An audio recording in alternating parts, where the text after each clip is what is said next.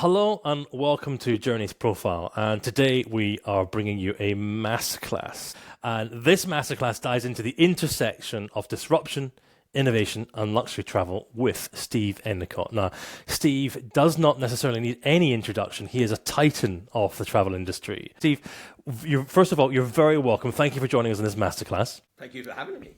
Steve, would you give us a background for those perhaps that don't know, and maybe those that do know? Would you fill in the career background here? How did you get started, and how did you get to where you are now? Oh, I don't think I want to bore people with that much detail.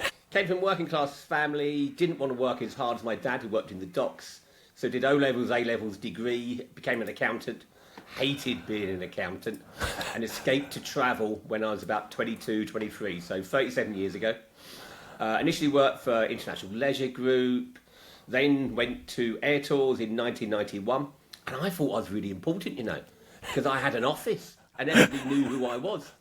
And then I realised I was the only one that had a southern accent, and that's why they knew who I was. So a little bit bring me down to earth. Had director roles there. I was commercial director, but quite often when people left, you could put your hand up saying, "Can I do that job?" So I was commercial and finance. I was commercial and overseas contracting, commercial operations.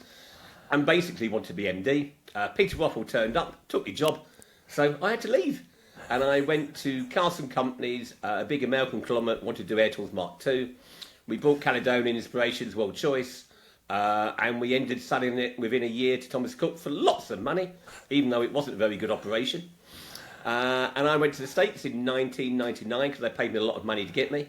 And I got involved with the internet at the very early stages of the internet, with McKinsey's and advisors, and I loved it. And I loved the disruption it could cause.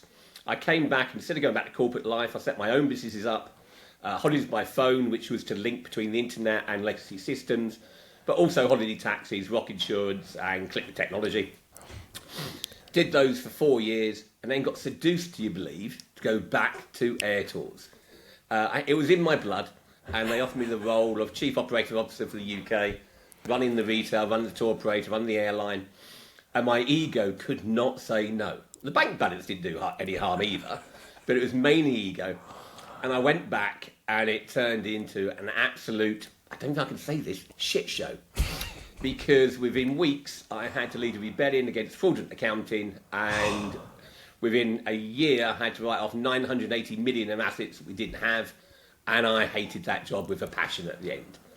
So I left again, and it was the time that low-cost carriers were coming along, and the internet was coming along, and I saw dynamic packaging coming, as we know now it. I now know it. And I built the On Holiday Group, and we got it up to 100 million passengers. But this is the only failure I had in my life. We got caught in a VAT dispute behind Med Hotels. We couldn't even get the VAT man into the courtroom for 15 years. Yep, they took £6 million off us, bankrupted the business. 15 years later, we get into court and we win. How ridiculous. But fortunately, in the meantime, my other business had prospered, and I ended up selling holiday taxis for 60 million, Rock Insurance for 21 million, CWT, not for a lot, I should have charged a lot more for that one. So basically got myself in a nice, healthy financial position, and I'm semi-retired. But like most people, I'm too young to put my brain to rest. And then AI came along. If you think internet was a revolution, you had no idea what's coming. If you're an upmarket hotelier, concierge, or any business overnight, you are arrogantly saying, "Oh, it won't impact me. AI is not going to change our role." And I will explain over the course of the interview, you are fundamentally wrong. So please take note. Your ideas, your views are wrong. And I will try to convince you why they're wrong. Right, okay, let's get into this because it's a key issue. Before that, I wonder, would you take us back to day zero and how you could have gone into financial services, you could have gone into, I'm wondering how travel called to you. Or did it, or was it literally you could join us here and the door opened? Was it a sliding doors moment, Steve? It was absolutely a sliding door moment. I wanted something more interesting. I went into the International Leisure Group's offices. There were lots of women in there in the call centre, very attractive. And I thought, oh, as a single man, this is a good environment for me. And I just took the plunge. I didn't know what I was doing. But once you get into travel, like many, many people, it's addictive. And it's hard to get out of. Even as an accountant, it's interesting, would you believe? Understanding where the money's made, understanding what the load factors, understanding what the predicted revenues are for each destination, putting that all together, having influence over brochure pricing, changing lake pricing. That's an interesting accounting job. Are you in travel, or have you been in travel because it's getting on planes, seeing new places, or is it about what it does for the humans, the people, how it's changing people's lives? What is it for you that really drew you? Fundamentals then. If you're an accountant and you work in a boring business, do people want to talk to you? No, they don't. If you work in travel, you've got conversations, topics, history, experiences that you can communicate and talk to anybody in the world about. You get to experience those destinations. How privileged we are to have travelled as much as we are and to seen the world as much as we have. By the way, I'm guilty, and that's why I'm also an eco-head these days. I drive an electric car, solar panels, because I want to carry on travelling. So I'm doing all the other bits around saving emissions to allow me to travel. Routinely, Steve, I meet lots of luxury travel industry participants. So from the hotel, all through the chain. And there is excitement, a modest amount of concern, perhaps, I think, about AI. And when we say AI coming along, do we really, from your perspective and from the industry's perspective, do we mean essentially the introduction of ChatGPT, if you like? Because that's always been the Cambium moment.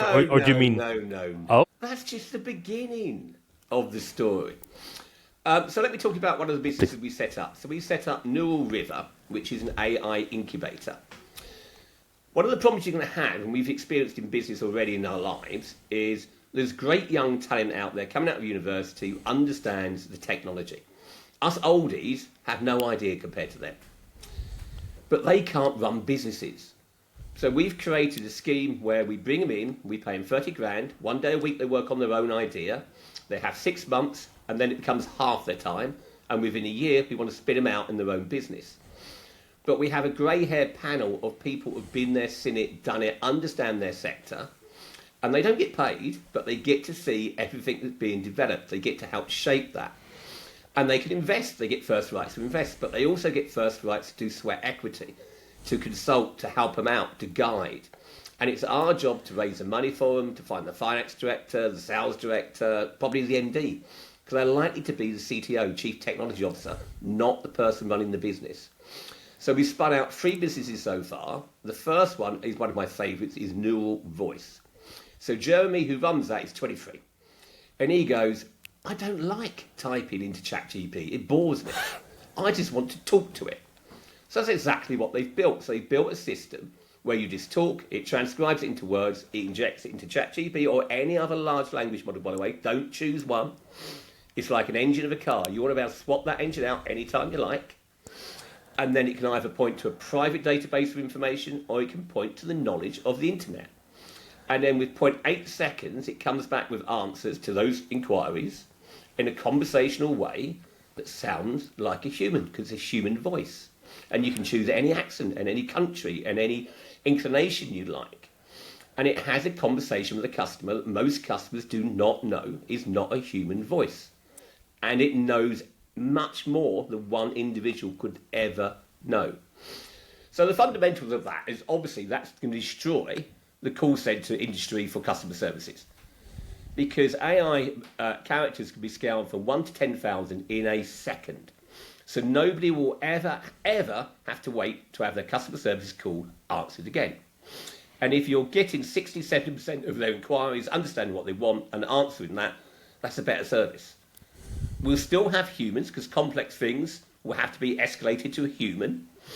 But it will be triaged by when they get departing, what their details are, what the urgency is, etc. And the agent will know exactly what the customer wants before it gets through to them. So they just call them back with the solution. Again, a better service. So that's a fundamental. It will impact banks, it will impact airlines, it will impact all the big mass market companies. But it also allows you to create co-pilots. So for example, you're an upmarket concierge or you're an upmarket tour operator. Can you be 24/7 available, 365? How many languages do you speak? My AI chatbot speaks 42. How many do you speak? Do you know the entire internet knowledge of every single destination, every single hotel the customer might want to go to? I doubt it. But it is a co-pilot. It's there for when you're not around. It's there for you to use in the background to research items, and then you keep the human touch. You, the real human being, takes the lead in sales. AI cannot sell because it can't pick up buying signals. It can't pick up intonations. And also, not everybody wants to be sold to by an AI.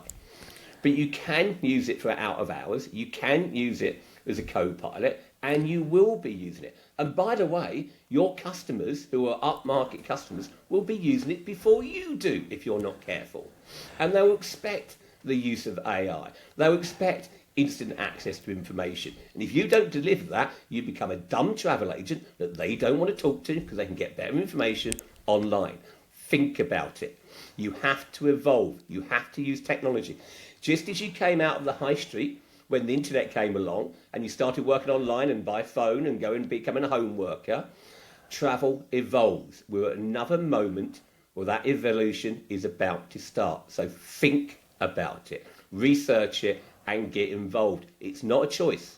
If you don't do it, you'll become the redundant dinosaur and you'll be out of business. I'm curious, you were saying if you thought the internet was, a challenge, you were saying wait and see. What do you think travel tech and AI and some of the bleeding edge things that you're exposed to, what do you think they can teach these luxury operators?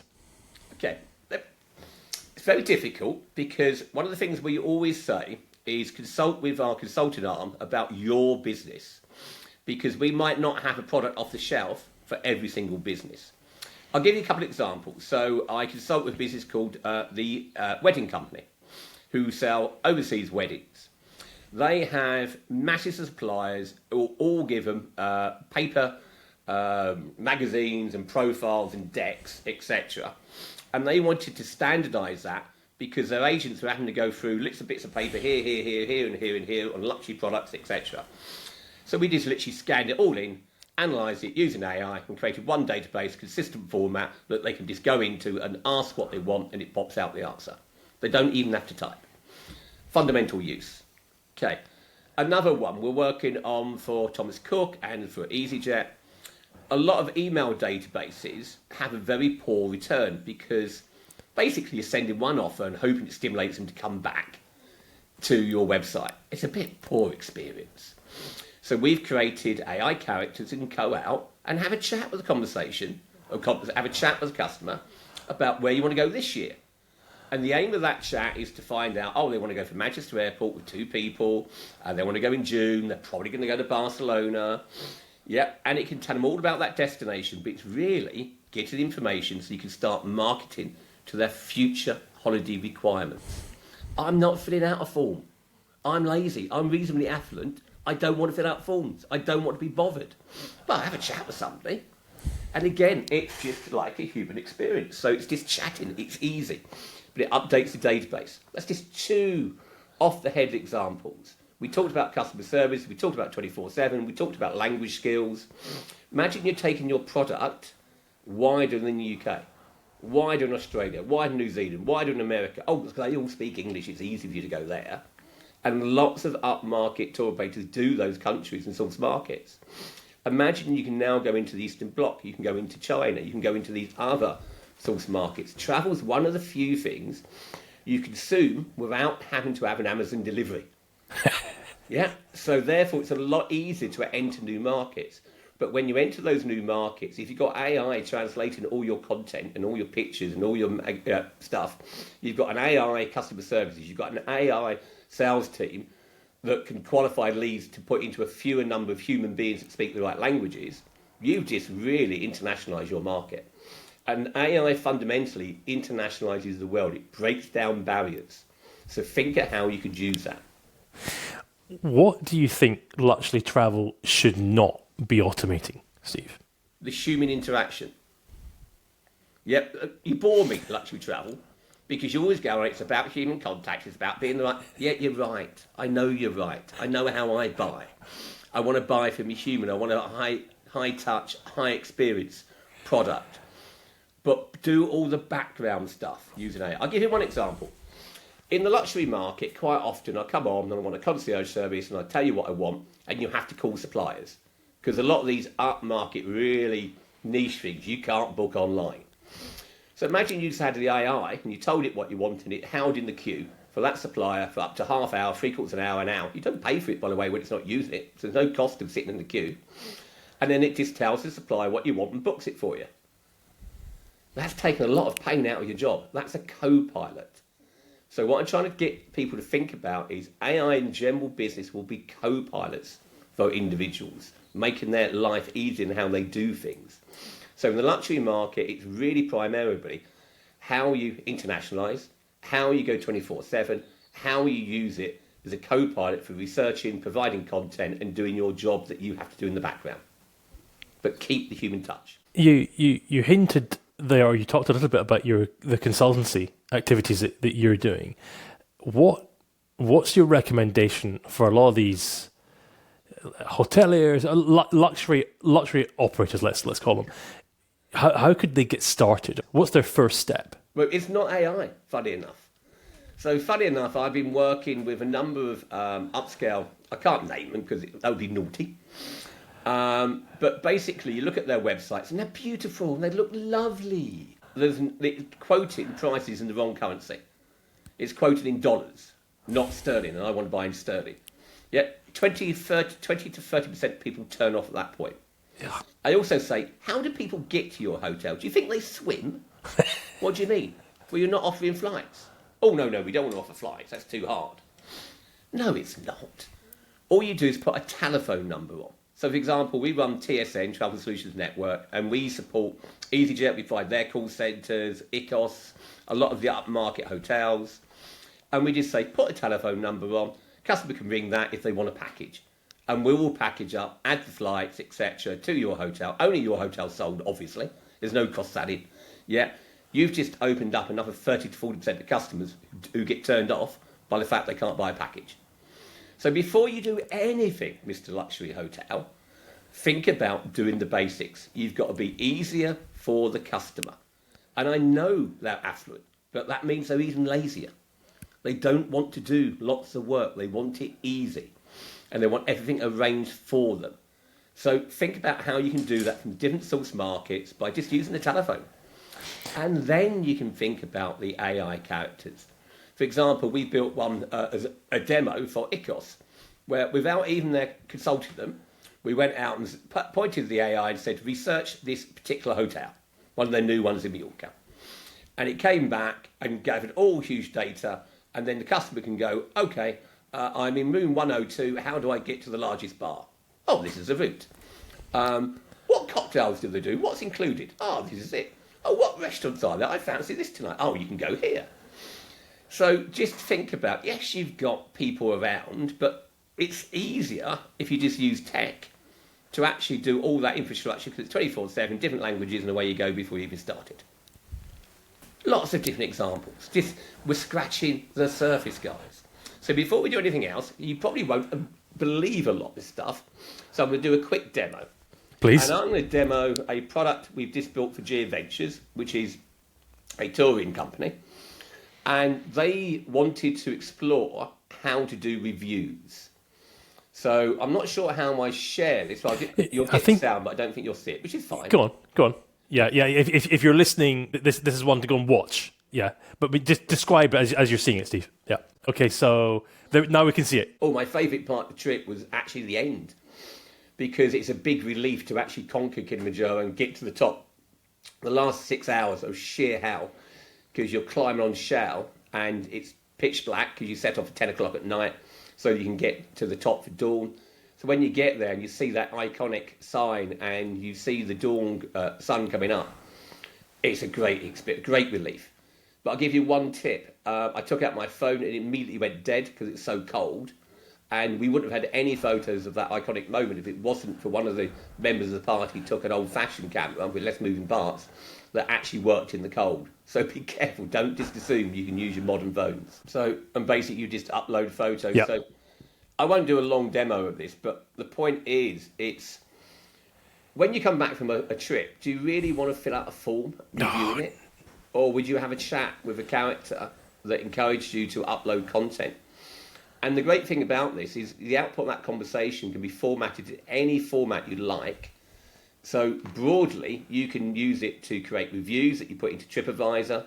You can use it to create pages on your website with real human beings and user-generated content. And that's really powerful for SEO because it's very, very regular content and you're updating it. So just think about how that's just one example of AI in the real world giving you much richer content that's going to attract other customers because it's real people talking about real experiences. That, for me, is amazing. That's super powerful. Steve, I mean, I'm thinking of the applications there. That's you talking about your experience with Kilimanjaro, for example, but equally it could be my 5 days at some riverside place in Italy. Absolutely, but the key thing is before you send the AI out, you just pump in the day-by-day itinerary of that trip. So it can have a conversation about, on that day, did you go to the beach as you expected to? Oh, did you go to this architectural site, etc.? What did you feel about that? It's conversational because you're just programming it because you know where they've been. And I wonder then, Steve, if that then could be used by the manager of the hotel, for example, right? To then say, to actually write a personal note to them saying, loved reading your review, very exciting. I saw you went to so-and-so, fantastic. I saw your feedback. We're going to put that up on the website for the other other guests. Yeah, you could really create a bit of a flywheel here, right, with that content. Yeah. And think about user-generated content. Think about, I don't want to fill out a form.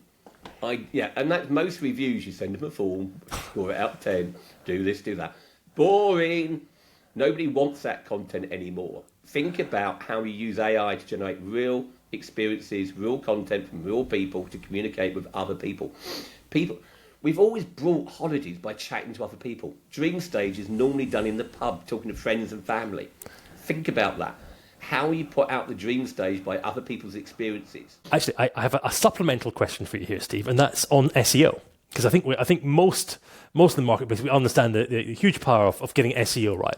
Oh, SEO is changing. Would you say some words about that? Because I think that can be really dangerous for those that aren't aware. Yeah. So ask the question, I'll tell you about it. Steve, a lot of us are fully aware of the power of SEO as it was, but this is changing quite dramatically now with the introduction of AI. Would you say some words on that? Oh, God, this is scary. So, Google, how dominant has Google been for the last 10, 15, 20 years? And everything we do in marketing is based around Google. But Google's out of date. So Google is providing people with 10 links that you have to click around the internet. On average, you have to go to 72 sites before you book a trip. And it's absolute rubbish. If you haven't used Perplexity or ChatGPT's new AI search, do so immediately. What these tools do is try to actually get you to the answer 10 times quicker. So Perplexity, for example, will analyse your requirements and come up with suggested answers. If you don't quite know those answers, one click and it gets you to a different answer. And it changes the world because they're not forcing the individual to click around. It's providing the answer with links to say, well, if you don't believe me, check yourself. So it's a completely different perspective and nobody really knows what future SEO will be because most of those answers are coming from trusted sites. Well, who defines a trusted site? So Wikipedia are very dominant. Some of the major brands are very dominant. It's not just Google anymore. So I can't give you the answer, apart from SEO is fundamentally changing. And the better content you've got from real humans will always be the most trusted source. But you probably won't want that just posted on your website. You'll want a version of that posted on Reddit, for example, is a trusted source. TripAdvisor is a trusted source. So when you take your interviews with your human beings and your AI characters, thinking about, you can just actually say, put all the SEO content I need in there, all the tags I need in there, put all my brand in there. So the customer not even said I went with G Adventures. Oh, just insert that the customer said they went with G Adventures. They don't care. It's the truth. But it gets your brand out in the right places as a place that you can actually buy this product. because the AI searches will find the product for the customer, not necessarily who provides the product, unless you actually label the description and the content correctly. So there's lots of things changing, which I love. Disruption again. Google, ooh, you've got to change. And it's a bit like the big tour operators when the low-cost carriers came along. It's really hard to change when you're making lots of money.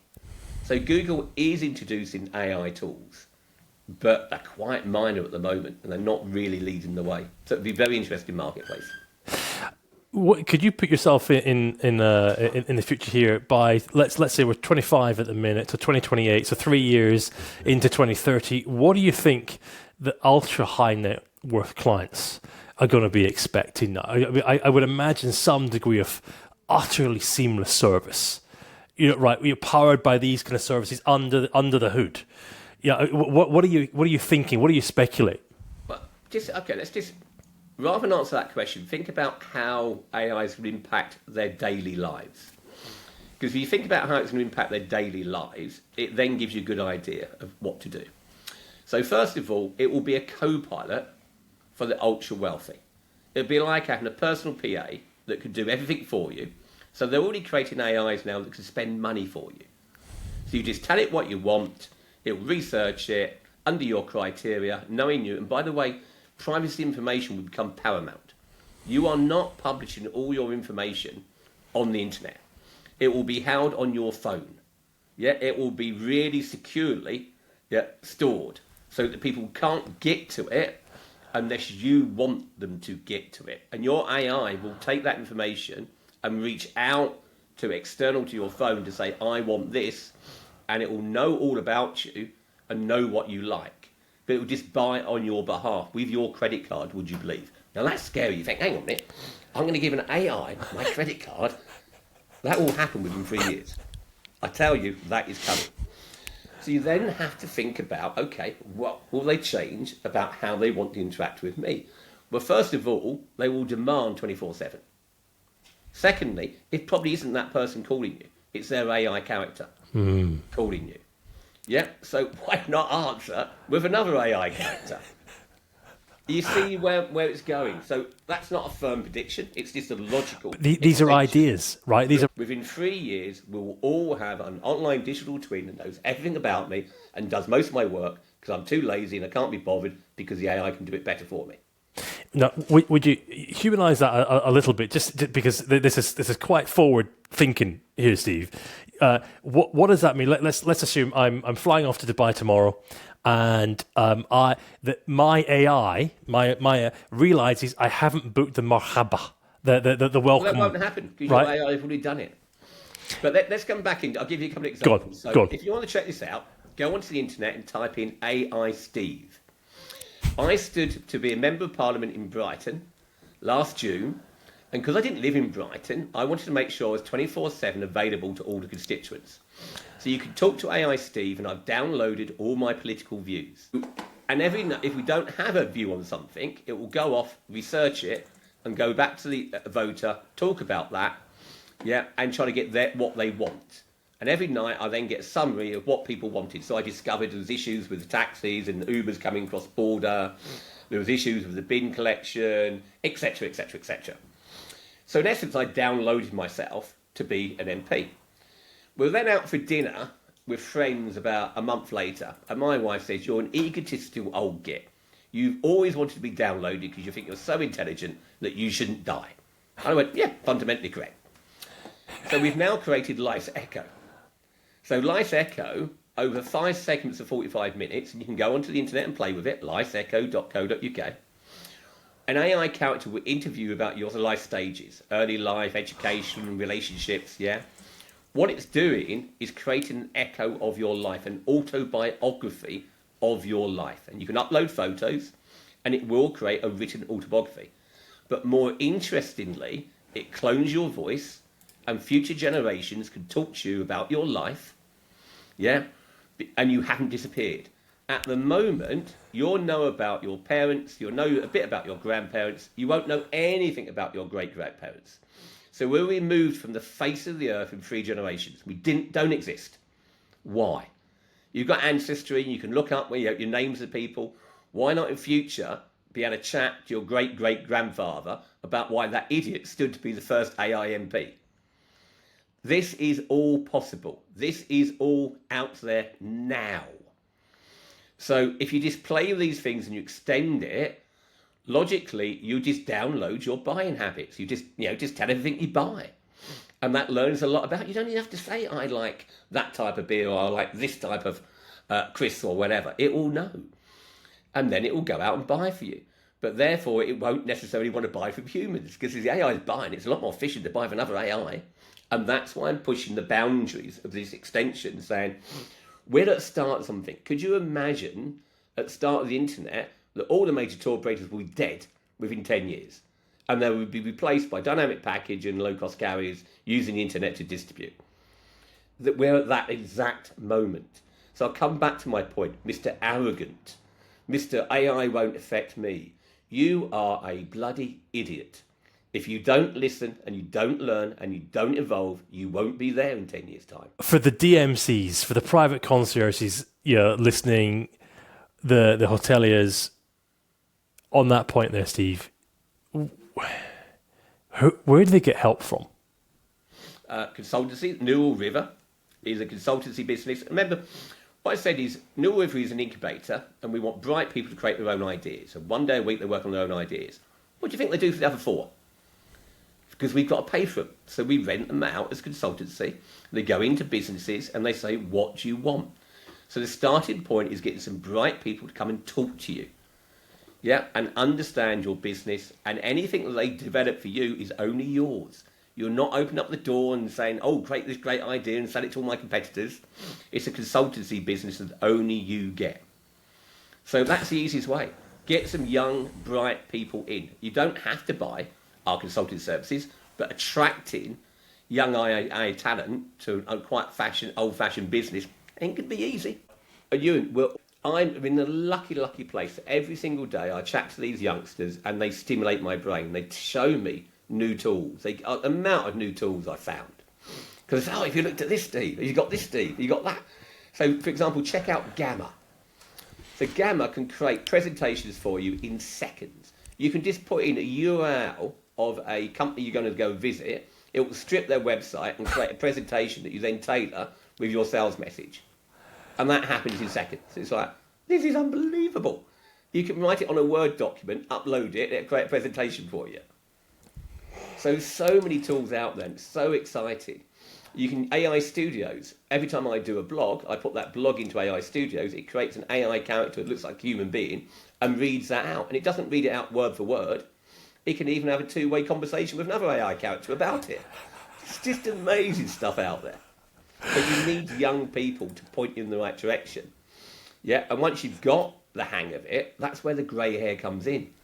Because the grey hair is still required to say, well, actually, in my industry, this is how it works. Or this is an opportunity in my industry. Or, and by the way, once you've developed it, I can introduce you to Jack, Tom, Dick, Harry, because that's how the world still works. Personal recommendation, personal contact, that's what the journey's all about.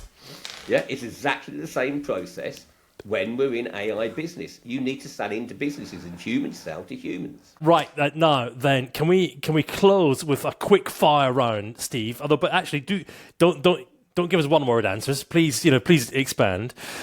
First one, best travel experience you've had recently? Going away with 5 other couples and playing golf. For me, travel is about the people you go with and what you do, and I don't like sitting on the beach anymore all the time. I still like sitting on the beach, I still like reading, but I like some activities, and I enjoy playing golf with my wife now. It's time to spend time together. And doing it with 4 other couples was the perfect holiday experience for me. What's your best golf? Are you Europe or America, or what do you do? Well, first of all, I'm crap at golf, so I like easier courses. I like Spain, I like Portugal, but I also like America. I played some of the big courses in America, Sawgrass, etc., but they're a bit hard. So actually, I prefer the easier ones because I'm still playing off 22, so I'm a bit rubbish, really. It's just about getting round and then the beer at the end. Yeah. One of the questions we always ask for our journeys profile people is, what's your favourite hotel? I refuse to have one. Oh, Because that means you go back to somewhere too many times. I like traveling the world. I like new experiences. I don't like going back to the same place. So sorry, Mr. Hotel. I don't want a favourite hotel. I oh, want a interesting. favourite type of hotel. I Right, want a favourite type of I should experience. maybe have said, what's I'll a... be loyal to a brand like Icos, etc. I see, I But I'm not see. being loyal ever to an individual hotel. And do you like the branded experience because at least you know roughly what to expect, but in a different location? Is that That's the fundamentals of a brand, isn't it? That's why we buy branded experiences, because it's consistent and you get a delivery and you get a quality and you know what you're getting before you go there. Because reviews are one thing, but having experienced yourself and understanding the quality of that brand, and Icos is a perfect example. Yeah, it's not all the same, but it's all good quality. favorite city? I will have a favourite city, actually. I'd say Palma, Mallorca. It's close. It's about an hour, 2 hours flight. It's got a range of food I like. It's got a range of shopping I like. But more importantly, it's also got the beach nearby. And I like doing a combination of things rather than just doing one. So Palma is a city, but so many cities in the world you should explore. So again, having a favourite. Don't be boring, kids. Get out there. I love it. I love it. One tech trend to embrace. I know. Does it begin with A and end with I here, Steve? The only revolution that's going to change everything is AI. So if you can look at any tech trends and anything to embrace, if you don't embrace that one, you're really missing out. But because of your background and because of your capability and experience, a lot of people are coming to you, entrepreneurs with ideas and so on. What's your advice for them in luxury travel today? My advice to any entrepreneur is get the right team. So it comes from my corporate background, and I think it's odd to have a corporate and an entrepreneurial background. Most entrepreneurs are driven, focused, only their views matter. I've never been like that. I've always understood the importance of building a team around you to counterbalance what you're not good at. So I'm Mr. Full. I'm Mr. Charge Ahead. Let's do it now. And I need Mr. Half Full accountant, or Bill Allen, for example, purchasing director of my travel, came here to do on holiday group, was perfect. Here's Mr. Whoa, I'm not sure about that. Whoa, what can we do that? You need to create a balanced team if you're going to do a startup successfully, because startups are hard. You also should get grey hair around you as advisors. You don't have to pay non-execs a lot of money. You should never pay more than £1,000 a day. If they want more than that, tell them to bugger off.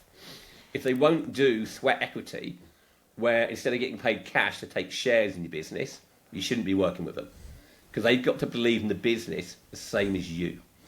So my advice would be get a good idea, but more importantly, get a strong management team, because nobody ever gets up the ladder straight away. You go halfway up the ladder, you come down a bit, you go left, you go up again. Get some good advisors and understand the tax breaks of SEIS and EIS. Basically, SEIS allows you to raise the first £250,000 and your investors get half their money back immediately from their next tax return. They also get a further 40% back if the company goes bust. So if you put £50,000 in, you're only risking £12,500. They're the type of investors you want when you're starting out as an idea, because it's punt money and you can afford to lose, and that's why the schemes are there. What is hard is getting from that initial 300,000-400,000 raise to the VC raise of $1 million, $2 million. You need advisors. You need people who know how to pitch your decks. Yet don't think you can do it yourself. I use advisors, and I've been in the industry years and years and years, but I still use advisors to get the VC money in. What excites you most about the next 5 years then, Steve? I love disruption, and we're not ever going to see this level of disruption again in our lifetimes, and probably the next 10 lifetimes. It's the Industrial Revolution. It's at the beginning of it, and it's exciting because you can really change the world. We are going to turn things upside down, and that's also scary.